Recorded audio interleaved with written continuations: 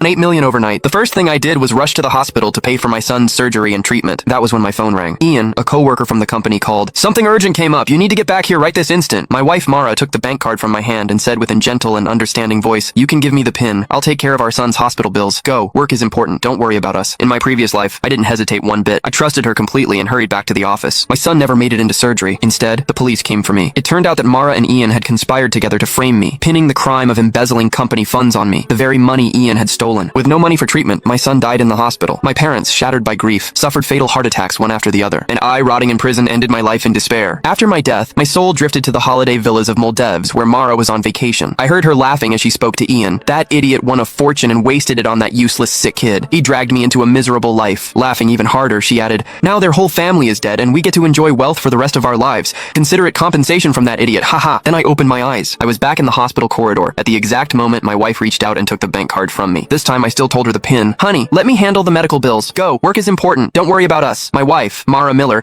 held the bank card with $8 million inside tightly. She might have sounded gentle and understanding, but her eyes were gleaming with triumph and excitement. In my previous life, I had trusted her completely. I did not expect her to take the money needed to save our son, Jaden Lowe, to conspire with my colleague, Ian Staffer, and frame me for embezzling company funds. I was then sentenced to 10 years in jail, and Jaden died in the hospital, receiving no treatment. Even my parents died of heart attacks one after the other. Their bodies were left on the streets with no one to help. When I was given another chance at life, hatred was raging in me. I wanted to tear that vicious woman into pieces with my bare hands. However, that would only land me in jail once more. It was not worth it. I was going to use a different way to make Mara and Ian pay the price. I gripped her wrist tightly and said with a strong hint, thank you for dealing with the hospital. This is the money needed to save Jaden. Don't wire it to the wrong account. After all, in the previous life, Mara did not wire the money to the hospital's bank account, but instead to Ian's other account. Mara's eyes had a pang of uneasiness in them. She said shiftily, don't worry, I won't be that careless. I replied with a smile. All right then. I turned around and my smile instantly vanished. Exiting the hospital, I sneered and called the police. Hi, I would like to report a financial crime. 2 minutes ago, I was scammed out of $8 million.